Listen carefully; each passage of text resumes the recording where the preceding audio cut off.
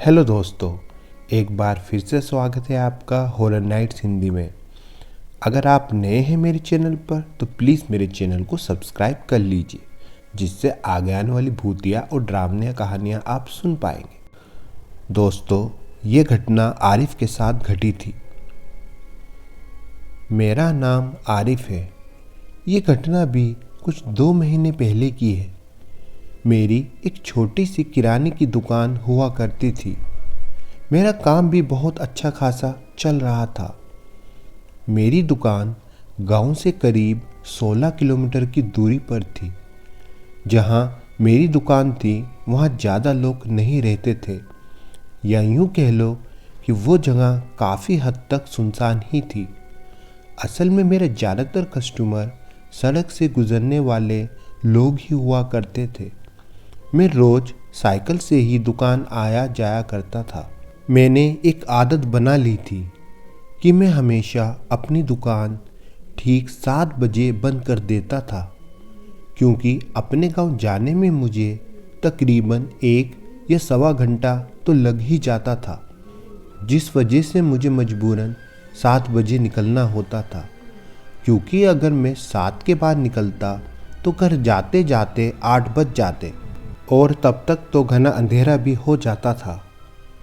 और फिर रास्ते में कोई चोर लुटेरे ना मिल जाए, इसी बात का डर लगा रहता था। इसलिए 7 बजे तक मैं हर हाल में दुकान बंद कर देता था। सोमवार का दिन था। रोज की तरह ही पूरा दिन दुकानदारी करने के बाद शाम का वक्त आता है। ठीक 7 बजने में 5 मिनट बाकी थे। दुकान पर कोई कस्टमर ना होने की वजह से मैं दुकान बंद करने वाला ही था कि तभी वहाँ एक मर्सिडीज़ कार आकर मेरी दुकान पर रुक गई। उन्होंने घर का कुछ सामान की लिस्ट दी, जो काफ़ी बड़ी थी और इसमें काफ़ी वक्त भी लग जाता। मैं सोच में पड़ गया कि कैसे इन्हें मना करूं। मैं कुछ नहीं बोल पाया और उनका सामान निकालने लगा। सामान देते देते मुझे 7:45 बज गए। एक तरफ तो मुझे मुनाफा होने की खुशी थी और दूसरी ओर घर लौटने की फिक्र। मैंने कमाई तो मेरी अच्छी खासी कर ली थी, लेकिन खुशी से ज़्यादा फिक्र और डर मेरे चेहरे पर साफ दिखाई दे रहा था, क्योंकि रात हो चुकी थी और मेरे सामने 16 किलोमीटर लंबा सुनसान रास्ता पड़ा था। मैंने अपना दिल मजबूत किया और अल्लाह का नाम लेते लेते मैं अपने घर की ओर चल दिया। डरते डरते मैंने आधा रास्ता तो पूरा कर लिया, यही कोई तकरीबन 4 किलोमीटर। मैं अपनी साइकिल की रेस तेज करके तेजी से घर की ओर बढ़े जा रहा था। जब मैं साइकिल चला रहा था तो अचानक मुझे लगा कि साइकिल कुछ भारी चल रही है, जैसे कोई मेरे साइकिल के पीछे बैठा हो। मैं तुरंत पीछे पलटा, पर पीछे कोई नहीं था। जैसे जैसे मैं आगे बढ़ता गया, मेरी साइकिल और भी भारी होती चली गई और साइकिल चलाना मुश्किल होने लगा कि तभी मुझे सड़क किनारे कुछ दूरी पर एक औरत दिखाई दी, जो पीछे मुँह किए बैठी हुई थी और उसने अपना चेहरा दुपट्टे से ढका हुआ था। पहले तो मैंने सोचा कि क्यों मुसीबत मोल लूं, लेकिन एक इंसानियत के खातिर मैं धीरे से उस औरत की ओर बढ़ा। मैं जैसे जैसे उसके करीब जाने लगा, मेरी घबराहट बढ़ने लगी। मैंने उससे पूछा कि आप कौन हो और यहाँ पर क्या कर रहे हो, लेकिन वे कुछ नहीं बोली। मैंने फिर पूछा कि मैं आपके लिए क्या कर सकता हूँ, तब भी वे कुछ नहीं बोलती है। मुझे उसका चेहरा कुछ साफ तो दिखाई नहीं दे रहा था, हाँ, लेकिन ध्यान से देखने पर उसका चेहरा कुछ काला सा था, जिस वजह से मुझे कुछ घबराहट होने लगी। तभी वो औरत अचानक से बोली, आप गांव तक तो जा ही रहे हो, मुझे थोड़ी दूरी पर छोड़ देना, आपका बहुत एहसान होगा। मेरा मन तो बस यही कर रहा था कि मैं उसे मना कर दूं, लेकिन फिर सोचा इतनी सुनसान जगह पर इस औरत को अकेला छोड़ना ठीक नहीं है। मैंने बोला, ठीक है, आप मेरी साइकिल के पीछे बैठ जाओ, मैं छोड़ देता हूँ। मेरा ये बोलना था कि वो औरत तेजी से उठी और मेरी साइकिल के पीछे जाकर बैठ गई। ये देखकर मुझे कुछ अजीब तो लगा। फिर मैंने सोचा चलो जाने दो, मुझे क्या। मैं जैसे ही साइकिल का पेडल मारने लगा, साइकिल आगे जा ही नहीं रही थी।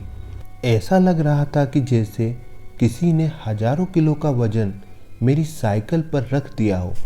मैं फिर भी बहुत जोर लगाने लगा और मेरी साइकिल आगे बढ़ने लगी। रास्ते में चलते समय मेरे दिमाग में बहुत से सवाल आ रहे थे और उनका उत्तर पाने के लिए मैं उस औरत से पूछने लगा कि आपका क्या नाम है और आप वहाँ इतनी सुनसान सड़क पर क्या कर रही थी और आपको कहाँ जाना है। लेकिन जो उस औरत ने मुझे बताया, मैं चौंक गया। वे बोली कि वो एक जिन है। वो पहली बार एक इंसान को करीब से देखना चाहती थी, इसलिए वो अपनी दुनिया से इंसान की दुनिया में आई है। क्यों मजाक कर रही हो? जिन तो दिखाई नहीं देते और मैंने कभी जिन देखे भी नहीं। आप तो मुझे पूरे इंसान के रूप में दिख रहे हो। इसका मतलब आप भी मेरी तरह एक इंसान ही हो। मैं ही मिला था आपको मजाक करने के लिए। बस मैंने इतना ही बोला था कि मैंने महसूस किया कि मेरी साइकिल अब काफ़ी हल्की हो चुकी थी, जैसे कोई पीछे बैठा ही ना हो। लेकिन ऐसे कैसे हो सकता था? वो औरत तो ठीक मेरे पीछे बैठी थी।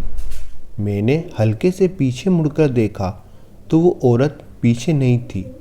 ये देखकर तो मेरी हालत और ख़राब हो गई, जिस वजह से मेरा हाथ डगमगाने लगे और मेरी साइकिल का संतुलन बिगड़ने लगा। मैं धड़ाम से सड़क किनारे झाड़ियों में जाकर गिर पड़ा। मुझे काफ़ी चोटें भी आईं, लेकिन डर इतना बढ़ गया था कि मैंने उन चोटों की परवाह न कर जल्दी से अपनी साइकिल वापस उठाई और जितना हो सकता है मैं तेज़ी से साइकिल चलाने लगा। मेरा पूरा बदन काँप रहा था। तभी मेरे कानों में आवाज़ आई। अब यकीन आया कि मैं जिन हूँ। ये कहते ही वो औरत फिर से मेरी साइकिल के पीछे पता नहीं कहाँ से आ गई। उसने अपनी नाड़ एकदम से इतनी लंबी कर ली कि वो घूमकर सीधा मेरे सर के सामने थी। बस क्या था, मेरे तो जैसे प्राण ही निकलने लगे और एक बार फिर से मेरी साइकिल साइड में लगे एक पेड़ से जाकर बहुत ज़ोर से टकराई, जिस वजह से मेरे पैर की एक हड्डी में फ्रैक्चर हो गया। मुझे दर्द तो बहुत हो रहा था, लेकिन दर्द से ज़्यादा डर था। वो औरत एक बार फिर से गायब हो जाती है। मैं दर्द से तड़प रहा था। मैं बोला कि तुम मेरे पीछे क्यों पड़ी हो? मैंने तुम्हारा क्या बिगाड़ा है? लेकिन इस बार उस औरत की आवाज़ नहीं आती है। मैं किसी तरह जैसे तैसे फिर से उठ खड़ा हुआ और साइकिल को लेकर जितना तेज हो सकता था चलाने लगा। हालांकि मेरे पैर में फ्रैक्चर आ चुका था, लेकिन डर होने की वजह से मैं सब कुछ भुला बैठा था। मैंने ज़ोर ज़ोर से आयतल कुर्सी पढ़नी शुरू कर दी, जिससे वो जिन मेरे पास न आए। उस डर में मैं अपनी सारी चोटें भुला चुका था। बस किसी तरह घर पहुंचना था।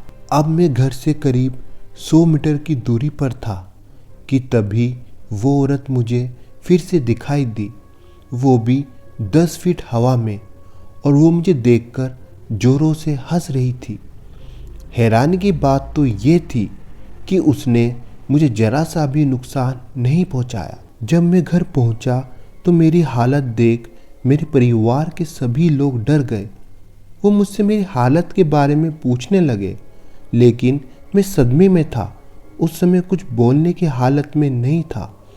वो दिन से मैंने दुकान भी छोड़ दी और अपने गांव में ही छोटी सी दुकान खोल ली। तो दोस्तों, अगर आपको मेरी कहानी अच्छी लगी हो, मेरी वीडियो को लाइक और शेयर ज़रूर कीजिएगा और सब्सक्राइब करना ना भूलिएगा।